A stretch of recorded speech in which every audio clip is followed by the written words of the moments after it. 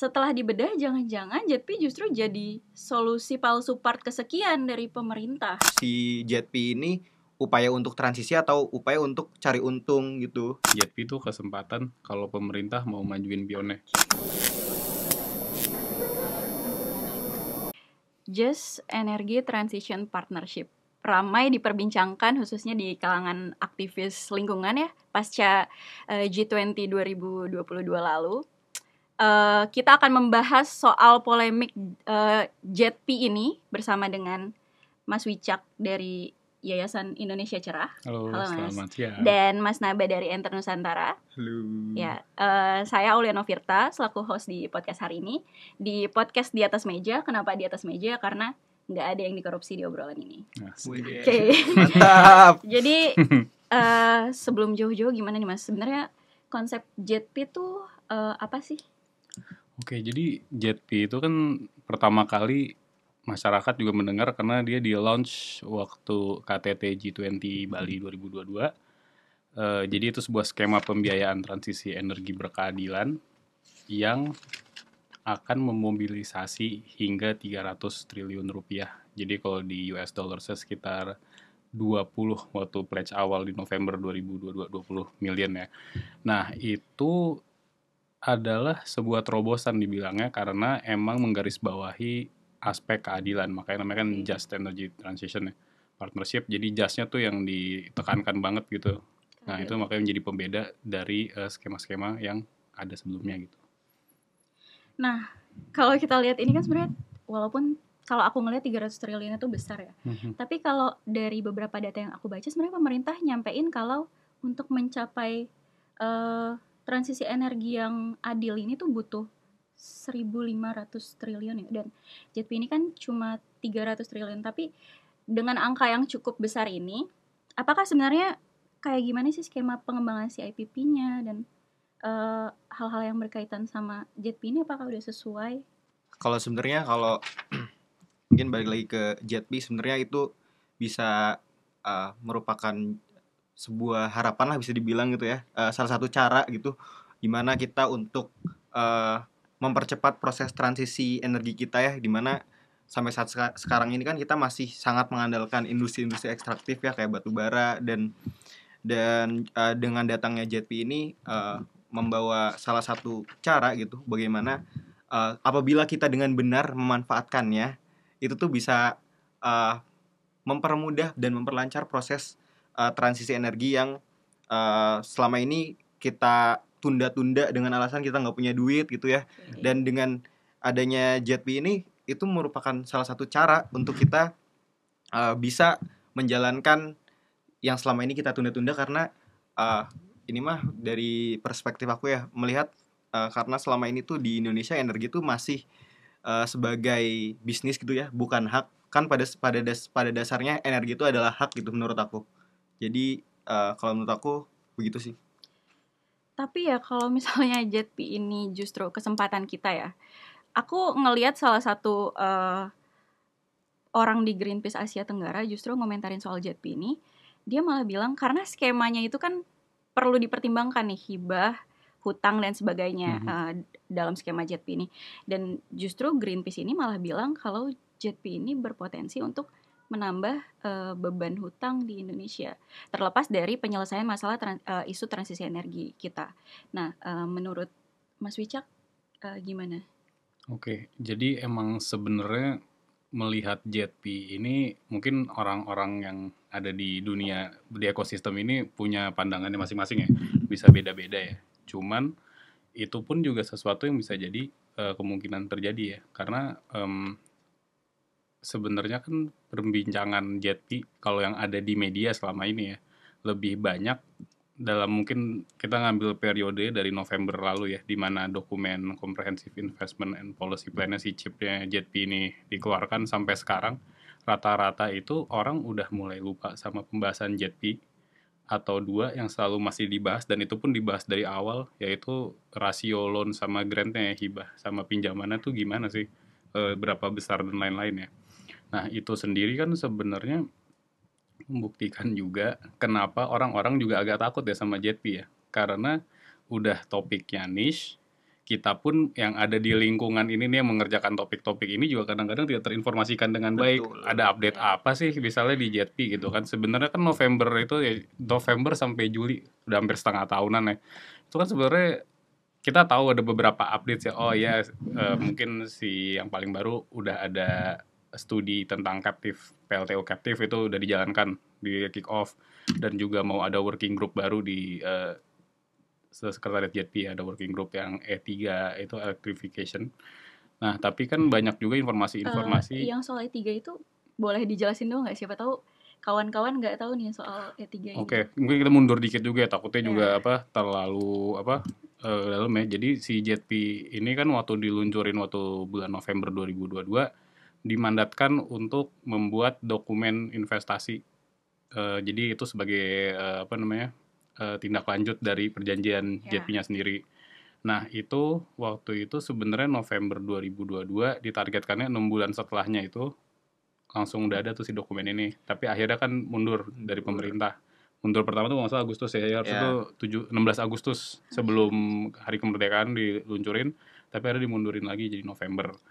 Nah, itu jadi setahun atau jadi sempat mundur setahun. Nah, si Sekretariat JETP ini akhirnya dilahirkan bulan Februari 2023 untuk mengurus pembuatan dokumen chip ini. Nah, di dalam si Sekretariat JETP sendiri itu ada beberapa working group. Jadi ada working group technical, policy, just transition, sama finance. Itu waktu itu masih ada 4, dan sekarang bakal ada si yang tadi saya bilang itu si E3W itu, Energy Efficiency and Electrification Working Group. Jadi sebenarnya sih emang karena chipnya juga dokumen yang living dokumen, dibilang akan diperbaharui secara terus-menerus. Jadi adanya additional working group baru ini diharapkan dapat menambah beberapa rekomendasi yang bisa dijalankan oleh pemerintah Indonesia. Karena ya seperti yang kita ketahui, chip ini kan semacam ini ya, prospektus ya, brosur, ya kan. Jadi kan mesti tergantung nih, ini kan diberikan ke pemerintah Indonesia. Masih plan. Jadi kan masih plan. Dan JETP sendiri kalau kita mundur lagi ya kan non legally binding sebenarnya kan. Jadi gimana ya, tergantung pemerintah Indonesia mau ngejalanin atau enggak juga ya sebenarnya. Makanya kalau saya bilangnya itu mungkin sebuah brosur chip, ya itu mungkin benar karena itu kan katalog yang bisa dilakukan kan, tergantung mau atau tidak, seperti itu. Karena nggak ada acuan yang undang-undang pun nggak ada kan soal masalah transisi energi ini. Jadi ya ini jadi pun produknya mau dijalanin atau enggak itu nggak ada yang bisa mendesak ya. Betul. Oke. Menarik. Nah, kalau misalnya dari Enter sendiri, kawan-kawan Enter ini kan kawan muda ya, melihat prospek JETP ini jatuhnya kan harapan, kesempatan. Sebenarnya seperti apa? Apakah jadi solusi-solusi palsu seperti solusi pemerintah yang lain soal masalah iklim, atau kayak gimana? Sebenarnya kalau kita melihat JETP sebagai kesempatan itu, apabila kesempatan ini dimanfaatkan dengan baik ya. Karena seperti yang tadi Mas Wicak udah jelasin kan, kayak sebenarnya sumber-sumber dari JETP ini juga 60% utang gitu. Jadi lebih banyak utangnya gitu. Jadi ketika misal dalam pelaksanaan si JETP-nya ini tidak jelas dan justru puan prestasi gitu bahasanya ya. Kasihan gitu kayak generasi-generasi muda selanjutnya gitu. Karena salah satu fokus Enter kan kita fokusnya ya ke peran pemuda kan, dan harapan-harapan pemuda. Masa nanti kita udah dunianya krisis gitu ya, makin panas udah gitu harus nanggung utang negara juga gitu kan, agak sangat mengecewakan itu. Dan salah satu yang menjadi kekhawatiran terhadap JETP sebenarnya dimulai dari si chip ini kan. Waktu itu kan sebenarnya kalau chip kan ada waktu untuk ngasih sarannya ya, tapi waktu itu kalau nggak salah cuma 3 hari. Dan itu kan kayak anjir, 3 hari sedangkan dokumennya sendiri ada 300 gitu. Dan itu waktu itu masih dalam bahasa Inggris. Itu bener baru mau nambahin. Itu kan jadi kayak apa nih, kenapa buru-buru banget, dan apa sih maksudnya ketika yang dikejar untuk mempercepat itu tuh apakah ada kepentingan khususnya atau gimana? Sebenarnya kalau itu kan karena yang ditekankan adalah just-nya, itu kan harus berarti keterlibatannya harus benar-benar diperhitungkan dong. Melibatkan semua dan adil kan. Ya. Menarik karena terkesan cepat juga. Aku sempat 2023 lalu Juni, Lord Luhut bahkan sudah keluar-keluar kalau ini nggak turun-turun nih dananya gitu kan. Kayak buru-buru sekali gitu untuk menyelesaikan masalah ini, atau bahkan buru-buru sekali untuk dapetin uangnya gitu. Betul. Dan kemarin beberapa hari lalu akhirnya sudah cair ya, sekitar $1 miliar ya. Ya. Untuk untuk aliran dana JETP ini. Betul. Nah, gimana kawan-kawan melihat soal aliran dananya, transparansi dan sebagainya dalam skema JETP ini? Karena itu cukup besar juga kan, 16 triliun. Oke. Ya. Kalau menurut Mas Richard gimana? Oke, kalau menurut aku sih sebenarnya kan kita tahu ya kalau ada, jadi di dalam chip JETP kan dijelasin nih ada beberapa area investasi fokus mereka kan, si IFA mereka jadi udah ada 5 itu ya. Si IFA-nya itu IFA 1 itu kalau ini mengikuti chip ya, transmission lines and grid deployment kan, berarti jaringan percepatan investasi untuk jaringan listrik gitu ya. Kedua itu IFA 2 kan early coal fire power plant retirement dan manage phase out kan untuk phase out batu bara. Yang ketiga itu untuk akselerasi pembangunan dispatchable renewables. Yang keempat buat variable renewables. Yang kelima itu untuk supply chain renewable energy ya kan. Nah, 1,16 triliun rupiah ini pertama-tama mungkin yang harus kita lihat adalah ini bakal masuk buat si IFA keberapa nih. Jadi kan kita bisa tahu nih kira-kira apakah ini buat dana untuk membantu pensiun dini atau misalnya untuk pembuatan jaringan kan, jaringan listrik, atau misalnya buat akselerasi renewable energy ya, mau dispatchable atau variable gitu ya. Nah itu pertama kalau kita ngeliat, karena cara sendiri kan kita banyak melakukan media monitoring ya, karena kan kita sebenarnya lini utama kerjaan kita adalah strategi communications. Nah dari berita yang keluar sekitar 3-4 hari yang lalu itu sebenarnya tidak dijelaskan kan. Itu buat yang mana sih? Maksudnya buat IFA keberapa? Jadi juga bingung, misalnya kayak ini bener nih, misalnya kayak tadi pagi baca berita kalau nggak salah di bisnis, Wamenlu-nya Amerika Serikat bilang, oh ya dana ini juga dapat meningkatkan peluang peningkatan pekerjaan hijau misalnya gitu. Cuman kan kita nggak tahu juga nih sebenarnya kan dia nggak bilang ini tuh buat ini loh, misalnya gitu ya, dia kan nggak secara gamblang bilang ini buat matiin PLTU batubara nih si 16-nya gitu. Nah itu kan juga sebenarnya gini sih, kalau kita mau nelusurin dari dokumen chipnya mungkin bisa, cuman kan buat masyarakat umum isu JETP-nya aja udah kebesaran nih ya, udah terlalu ribet. Belum tentu juga orang-orang kalau nggak mengerjakan isu ini juga bakal baca dokumennya. Ya, dan bahkan belum tentu paham soal betul JETP ini. Karena juga kompleks kan. Ya seperti yang kita ketahui kan, karena banyak negara yang terlibat dalam JETP sendiri, jadi penyaluran dana kalau yang public financing kan kalau nggak salah tuh naik ya, waktu awal kan 10 million ya dari public, terus 10 dari private kan melalui G-Fence. Itu kalau nggak salah naik jadi 11,6 ya. Ya benar, 11,6. Nah itu kan juga ngikutin negara masing-masing kalau nggak salah. Jadi kalau misalnya dapat uang misalnya dari Amerika Serikat, berarti pakai flow uangnya dari lembaga mereka. Jepang juga sama, Jerman juga. Jadi kan itu sebenarnya juga menjadi sesuatu yang secara kalau mau dimonitor juga banyak ya. Kalau dari JETP Sekretariat sendiri kan kalau nggak website-nya mereka bakal melakukan meta monitoring tuh. Dia bisa dicek di website JETP deh, itu saya mengquote website JETP, itu bisa melakukan meta monitoring karena beda-beda nih kan pemberi donornya. Nah itu kan juga masalah. Maksudnya jadinya kalau dari Amerika soalnya kita bisa nge-track, cuman kan ya masyarakat pada umumnya juga JETP-nya sendiri aja bingung. Bahkan untuk nyari tahu soal JETP aja kebingungan, apalagi untuk nge-track ini dananya dari mana, terus akan dikemanain gitu kan. Iya betul. Dan ini sebenarnya jadi problem buat kita semua ya, soal transparansi. Bahkan berarti beberapa dokumen JETP itu sebenarnya nggak semua bisa kita akses dan nggak semua terbuka ya. Soal dana 1 miliar dolar, gila besar banget, sampai aku menyebutkannya juga agak sulit. Dan itu baru 1 miliar dolar, yang akan keluar kan 20 miliar dolar. Akan sangat riskan sebenarnya ketika pemerintah nggak cukup terbuka dalam proses distribusi untuk solusi energi transisi yang adil ini. Aku ada satu pertanyaan sebenarnya. Pemerintah itu di sosialisasi JETP Dan juga ada orang BRIN juga yang menyebutkan kalau memang kita harus fokus pada transisi energi adil. Tapi kalau soal batu bara, kita ini nggak bisa dibandingkan sama negara-negara adidaya dan negara-negara yang sudah terlebih dahulu mengeksploitasi batu bara ini. Kita ibaratnya masih punya jatah lah ya. Dan jadi ya udah sambil berjalan aja nih transisi energi yang adilnya jalan, batu baranya tetap terus aja gitu. Sambil nyari inovasi apa kira-kira yang bisa menyelesaikan masalah emisi rumah kaca ini, gas rumah kaca.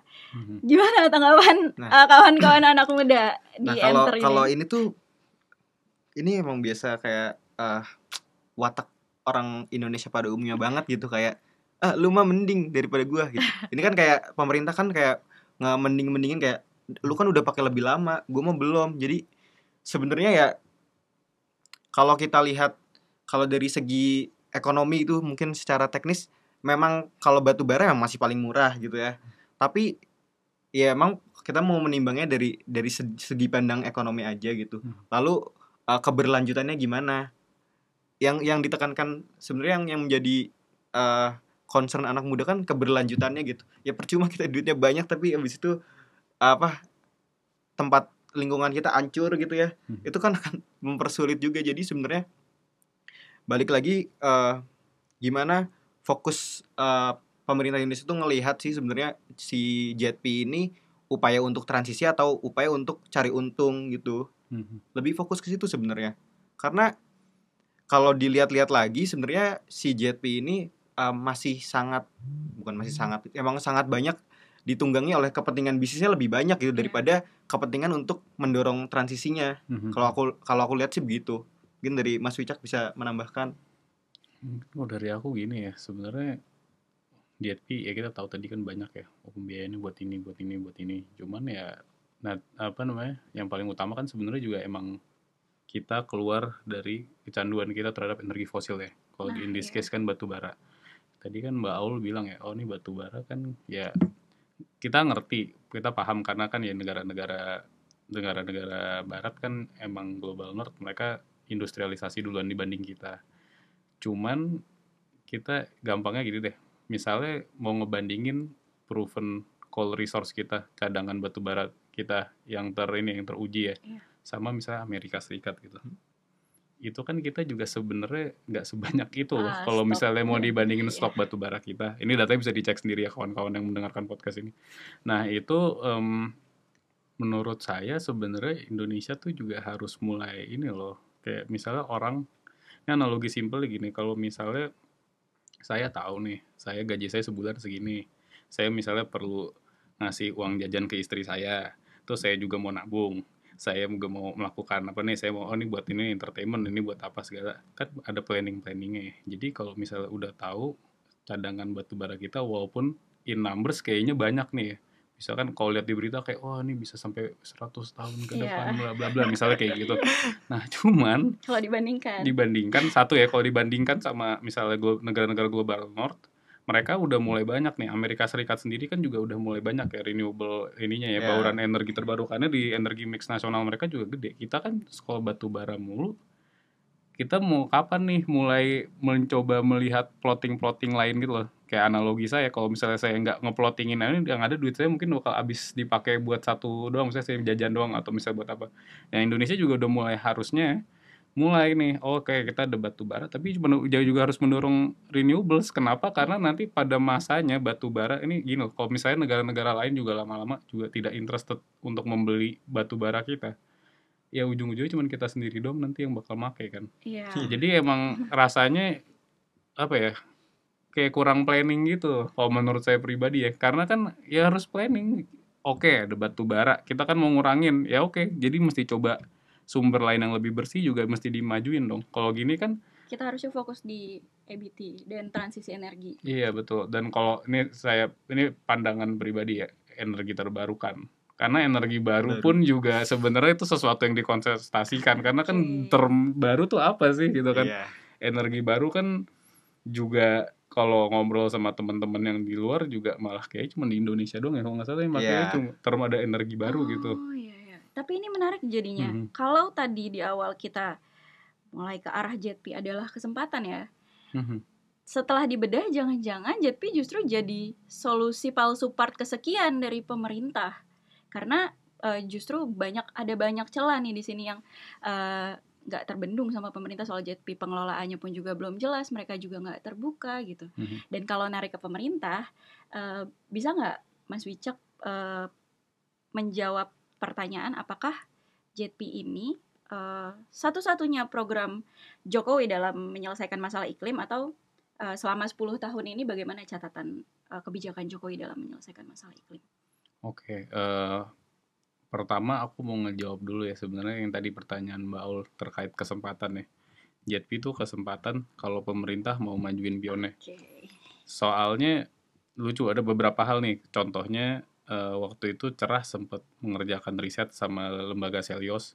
Kita ngobrol sama beberapa Pemda yang waktu itu PLTU di daerah mereka itu ditargetkan untuk program JETP pada waktu itu ya. Itu ada di media waktu itu. Jadi waktu itu kita sempat ngobrol sama orang dari Pemda Jawa Timur, Probolinggo. Itu mereka aja tidak tahu kalau misalnya ada Perpres 11 tahun 2023 yang memberikan kewenangan untuk mereka untuk mengatur energi terbarukan di daerah masing-masing. Hal kayak gitu tidak tersampaikan. Jadi bisa sih sebenarnya, cuman banyak banget nih PR ya. Ini kan kita cuman nggak ngomongin kalau dari tadi kan kita ngomongin uangnya doang ya. Even sesimpel Pemda ngerti nggak sih JETP itu apa, regulasinya, skemanya seperti apa, regulasinya seperti apa. Betul. Itu bahkan belum tersosialisasikan secara baik. Banyak yang tahu ada Perpres 11 2023 contohnya, tapi nggak tahu gimana cara menjalankannya karena kalau ditarik lagi sebenarnya kewenangannya ada di provinsi, padahal misalnya PLTU-nya ada di kabupaten kota. Kan hal kayak gitu tuh juga sebenarnya harus jadi menurut pemerintah, menurut kita kan juga harus dilihat ya, maksudnya oh ternyata ada gap kebijakan loh yang mesti dibahas nih sama pemerintah dari internal kita ya sendiri gitu ya.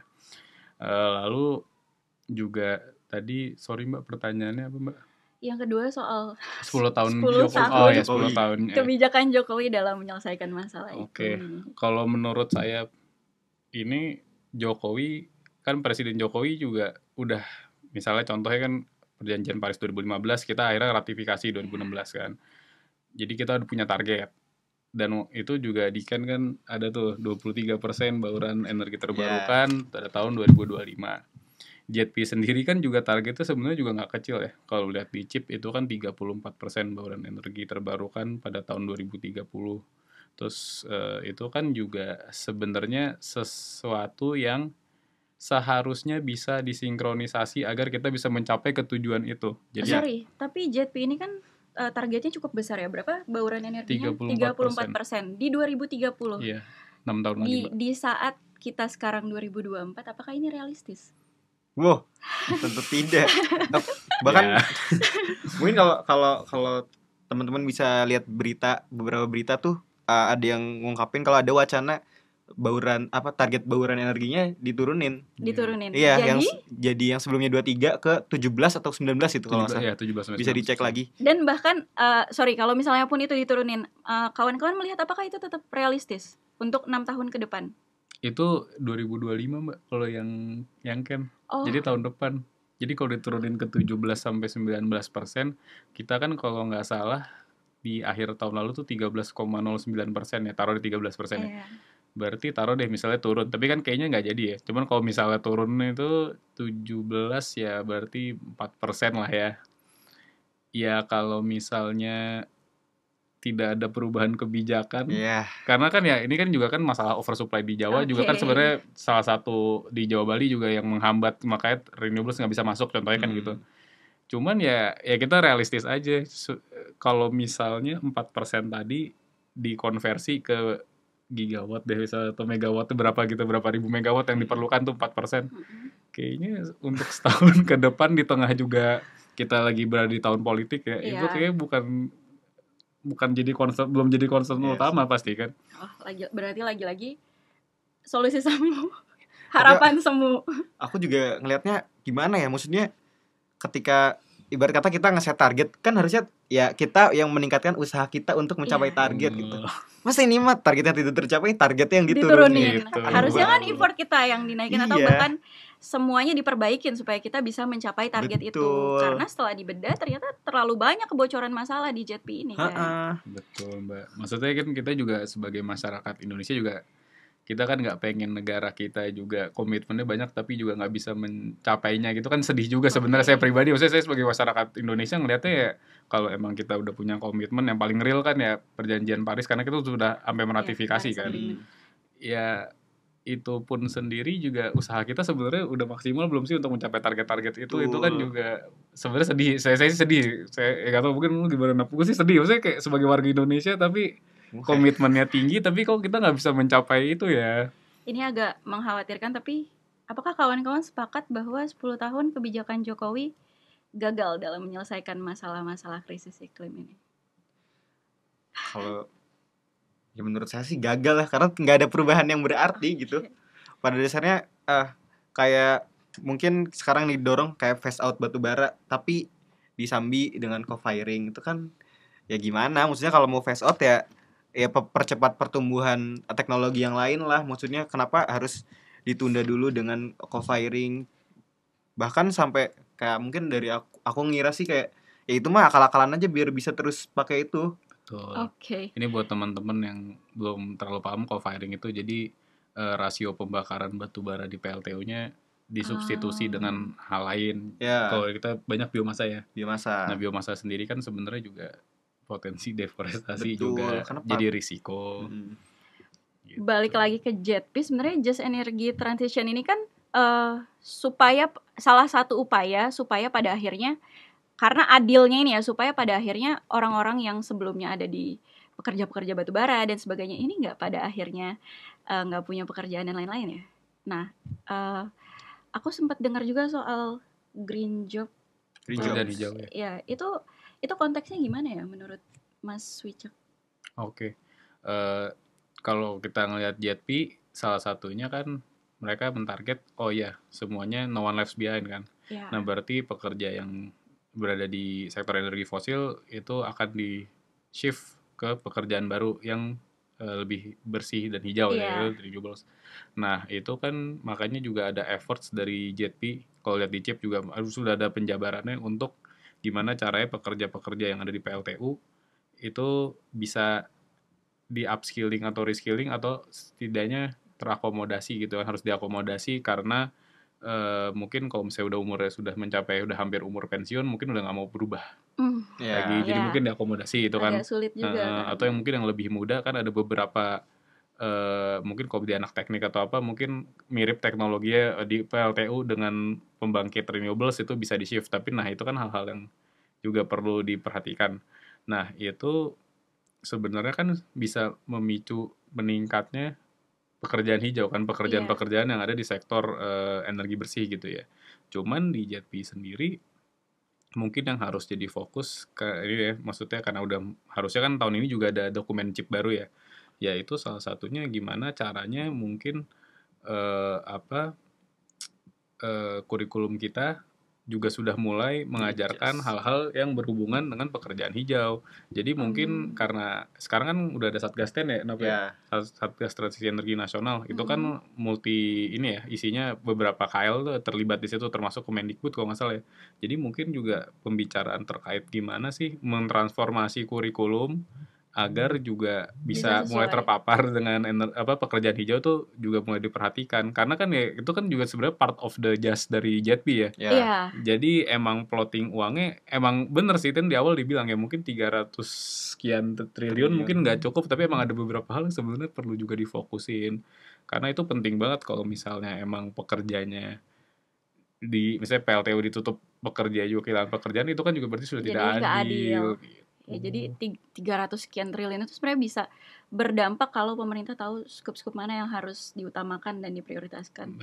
Kalau dari anak muda gimana? Kan banyak tuh yang sebenarnya dulunya cita-cita jadi pekerja tambang gitu. Nah, melihat pada akhirnya ada upaya green job, dan gimana enter ngelihatnya? Tapi maksudnya kalau kita lihat dari sekarang aja, kalau dari segi misal kita bilang dari segi pendidikannya aja belum memadai gitu ya.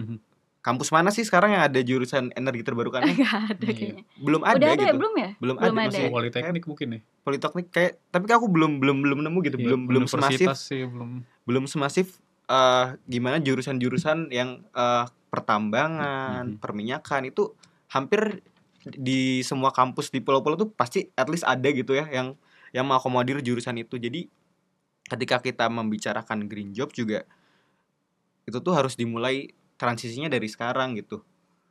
Tapi sedangkan dari sekarang aja belum ada tuh wacana-wacana penyusunan mungkin kurikulum hijau lah mungkin bahasanya. Seputar pendidikan yang mengarah ke green job itu masih sangat minim dan bahkan pembicaraannya juga masih sangat minim gitu ya. Terlebih si green job ini juga sebenarnya terminologi green job sih apa tuh sebenarnya?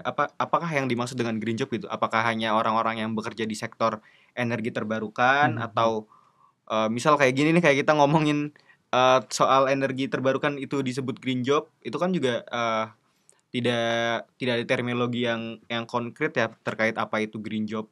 Jadi sebenarnya ya yang perlu dipertimbangkan ya penyusunan kurikulum mengarah ke penyiapan SDM menuju green job itu juga salah satu hal yang penting untuk dipersiapkan sih. Apalagi kalau lihat sekarang kan masih belum ada gitu ya.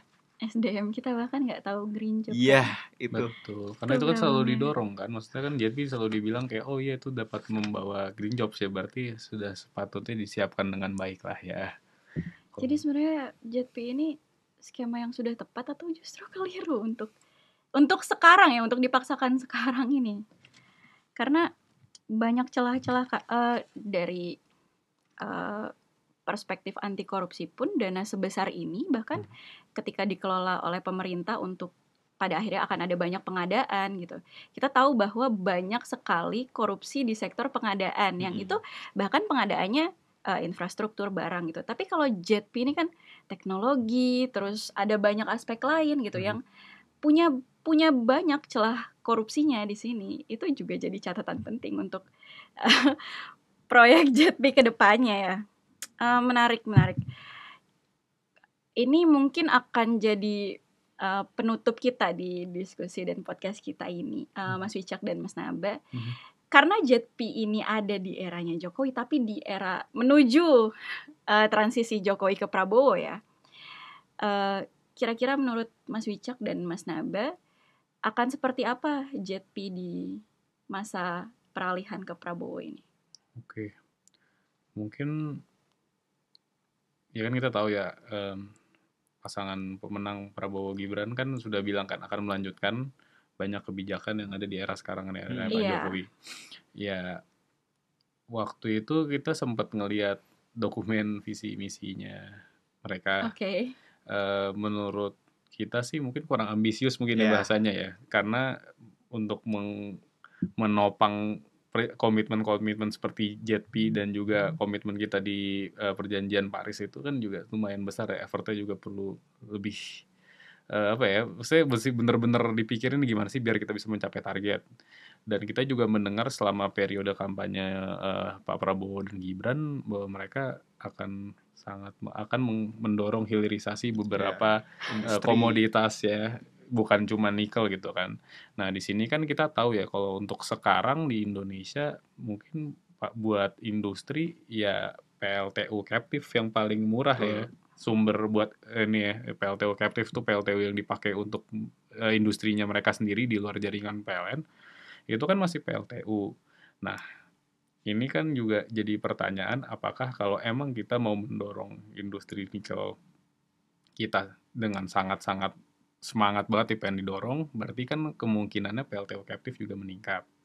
Itu kan juga perlu jadi catatan. Jadi menurut aku kita juga harus ngelihatnya nanti mudah-mudahan sih akan menggunakan captive yang bukan PLTU ya, industri-industri ke depannya ya. Cuman kan untuk sekarang sih masih PLTU ya. Jadi itu juga sebenarnya juga udah jadi red flag mungkin ya. Kayak kita udah mulai kayak gimana nih ya nanti beneran gak ya bisa kalau misalnya emang tiba-tiba industri yang membesar terus semua pakai captive kan ya, itu juga perlu dipertimbangkan ya. Nah, itu kan juga JETP juga katanya, JETP Sekretariat kan di dokumen CIP tahun ini juga sudah melakukan studi itu. Jadi mungkin kita bisa lihat kali ada berapa sih berapa gigawatt sih sebenarnya si PLTU captive itu kalau dari versi JETP gitu ya.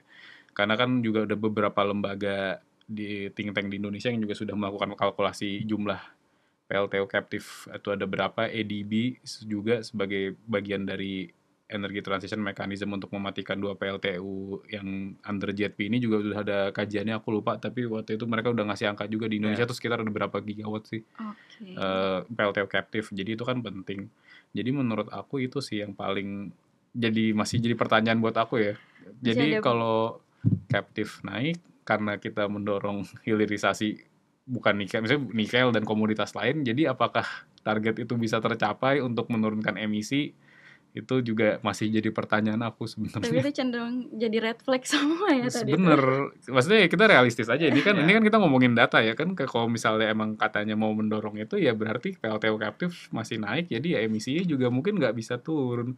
Sementara juga ya ini mungkin salah satu ini ya kebijakan apa yang dikeluarkan kan Perpres 112 2022 juga kan masih memperbolehkan adanya PLTU di kawasan industri ya captive ini kan. Jadi ya secara legalitas ya nggak melanggar kan, karena kan iya kan di Perpres ya begitu.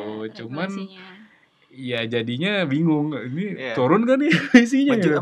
Nggak jelas gitu komitmennya. Gimana kalau tanggapan Mas Naba soal itu? Kalau soal terkait komitmen keberlanjutan JETP ke depannya. Iya, di era kepemimpinan yang baru tentunya.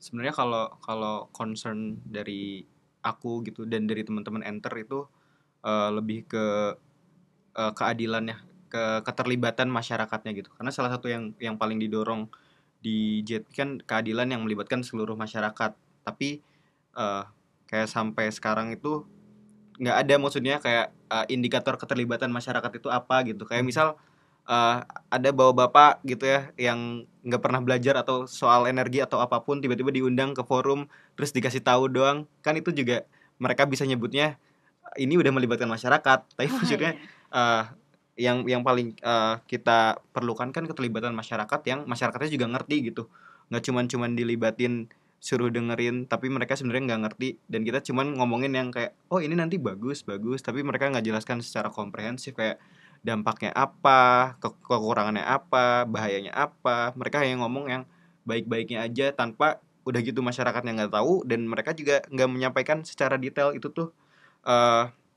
sangat menjadi concern bagi aku dan teman-teman Enter. Dan sebenarnya yang kalau terkait JETP sendiri, kalau teman-teman Enter tuh karena kita yang pengen kita dorong, salah satu yang kita tekankan adalah energi adalah hak.